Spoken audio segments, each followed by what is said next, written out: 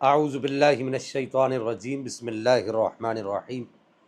واما السائل فلا تنہر آمنت باللہ صدق اللہ العظیم لی خمسۃ نطفی بہا حر الوباء الحاطمہ المصطفیٰ والمرتضیٰ وبناہما والسیدہ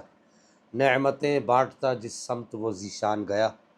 ساتھ ہی منشی رحمت کا قلم دان گیا۔ سرکار اعلیٰ حضرت امام احمد رضا خان محدث بریلی رحمہ اللہ کے اشعار اور آپ کے نعتیہ کلام میں یہ ایک بڑی مشہور زمانہ نعت شریف ہے، اور اس شعر کا جو مطلب ہے اور اس کی جو تشریح ہے جو ہمارے مقتدر اور معتبر علماء نے لکھی ہے،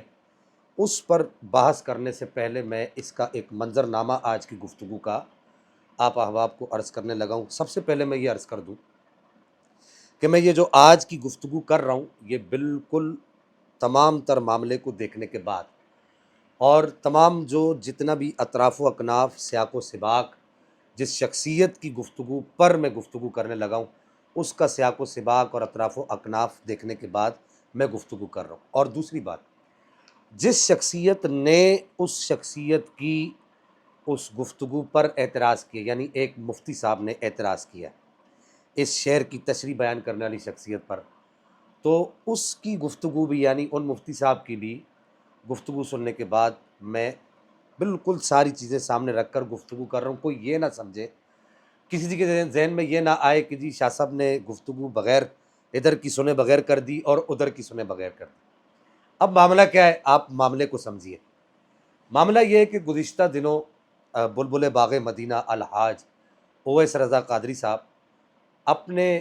بیرون ملک دورے پر تھے، اور اغلباً یو کے میں تھے، یونائٹڈ کنگڈم، انگلینڈ میں کسی شہر میں تھے۔ تو وہاں پر سرکار اعلیٰ حضرت کا یہی جو نعت ہے، یہی والی جو نعت ہے، اس کا شعر پڑھا کہ نعمتیں بانٹتا جس سمت وہ ذیشان گیا، ساتھ ہی منشی رحمت کا قلم دان گیا۔ تو اس پر تشریح کرتے ہوئے اویس رضا قادری صاحب نے وہاں کے لوگوں کی لینگویج کو، ان کی جو مطلب ایک سمجھ ہے اس کو سامنے رکھتے ہوئے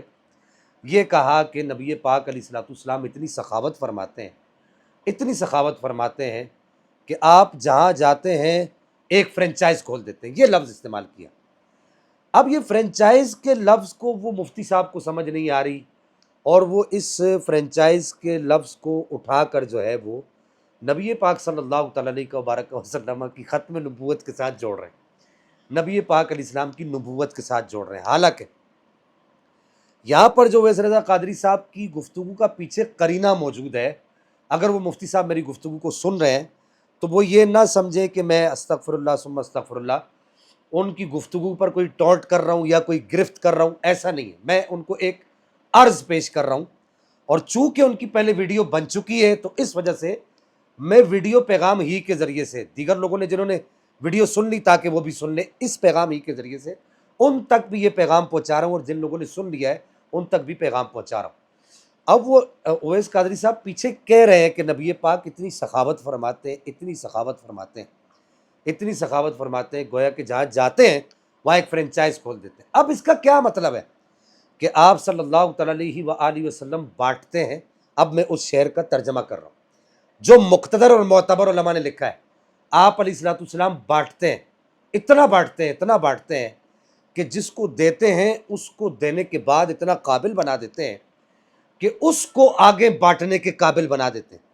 تو یہ جو بانٹنے کے قابل کا جو معنی ہے، اب فرنچائز کا آپ کوئی بھی معنی لے لیجئے، پیچھے نبوت کا ذکر نہیں ہے۔ یہ نہیں کہا انہوں نے، الحاج اویس رضا قادری صاحب نے یہ نہیں کہا کہ آپ علیہ السلام نبوت دیتے ہیں، نبوت دیتے ہیں، نبوت دیتے ہیں اور اتنی دیتے ہیں، نہیں، یہ کہا کہ سخاوت فرماتے ہیں، اور اتنی سخاوت فرماتے ہیں، اتنی سخاوت فرماتے ہیں کہ وہاں پر فرنچائز کھول دیتے ہیں جہاں تشریف لے کر جاتے ہیں۔ تو اس کا کیا مطلب ہوا کہ آپ علیہ الصلوۃ والسلام جس کو دیتے ہیں، بانٹتے ہیں، اس کو آگے بانٹنے کے قابل بناتے ہیں، اور ایسا قابل بنا دیتے ہیں کہ کسی کو سرکار بغداد امام الاولیاء بناتے ہیں، جو سرکار اعلیٰ حضرت کے ممدوح ہیں۔ سرکار اعلیٰ حضرت کی زندگی کا مقصد جو تھا وہ غوث پاک رضی اللہ تعالیٰ وردہ عنہ ہی کے لیے آپ نے اپنی ساری کی ساری زندگی وقف کر رکھی تھی۔ تو گویا کہ میں آپ کو سمجھا رہا ہوں کہ گویا کہ جب غوث پاک کو نوازا تو ان کو آگے بانٹنے کے قابل بنا دیا، خواجہ غریب نواز سرکار کو نوازا تو ان کو آگے بانٹنے کے قابل بنا دیا، شیخ شہاب الدین سہروردی سرکار کو نوازا تو ان کو آگے بانٹنے کے قابل بنا دیا، ہمارے سندھ میں سخی لال شہباز قلندر کو بانٹنے کے کو نوازا، ان کو سخاوت فرمائی تو ان کو آگے بانٹنے کے قابل بنا دیا، عبداللہ شاہ غازی کو نوازا تو ان کو بانٹنے کے قابل بنا دیا،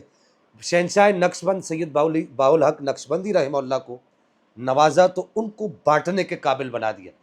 یعنی کہ یہ نبی پاک علیہ الصلوۃ والسلام کے مراکز ہیں، آپ کی نورانیت کے اور آپ کی روحانیت کے، آپ کے فیض کے مراکز ہیں۔ تو فرنچائز کا مطلب یہی ہوتا ہے نا کہ آپ علیہ الصلوۃ والسلام نے اپنے غلاموں کی صورت میں اپنے فیض کی، کہنے کا مقصد یہ کہ فرنچائز کھول دی، اس کے اوپر کوئی اتنا سخت حکم نہیں لگتا۔ اب آ جائیے فرنچائز کے اوپر کہ فرنچائز کا معنی کیا؟ تو بھائی فرنچائز کا ایک معنی یہ بھی ہے کہ کسی کو حقوق دینا، تو نبی پاک صلی اللہ تعالیٰ علیہ وآلہ وسلم سے بڑھ کر حقوق دینے والا کون ہوگا؟ نبی پاک علیہ الصلوۃ والسلام نے کفار کو بھی حقوق دیے، نبی پاک علیہ الصلوۃ والسلام نے اپنے دشمنوں کو بھی حقوق عطا فرمائے، آپ صلی اللہ تعالیٰ علیہ وبارک وسلم نے مشرکین کو بھی حقوق دیے، یہاں تک کہ ایون کے۔ تو اس کا فرنچائز کا ایک مطلب، فرنچائز کھولنے کا مطلب کہ کسی کو حقوق دینا ہے، تو آپ علیہ السلام سخاوت کے حقوق عطا فرماتے، چونکہ پیچھے سخاوت کا قرینہ موجود ہے، لہٰذا میں جن لوگوں نے ابھی تک وہ ویڈیو سن لی ہے ان سب سے یہاں پر یہ بات عرض کروں گا کہ الحاج اویس رضا قادری صاحب یقیناً سرکار اعلیٰ حضرت امام احمد رضا خان محدث بریلی کی جو لکھی ہوئی نعتیں ہیں ان کو پوری دنیا میں پہنچانے کا ایک ذریعہ ہے، اور وہ خود میں سمجھتا ہوں کہ ایک عالم دین ہے، وہ علم سے ان کو شناسائی ہے، علم سے شدھ بدھ ہے ان کو، تو اتنا سخت حکم مفتی صاحب کو لگانا جو ہے وہ کسی بھی طریقے سے یہاں درست نہیں بنتا۔ اللہ جل مجدہ الکریم معاملے کو سمجھنے کی توفیق عطا فرمائے،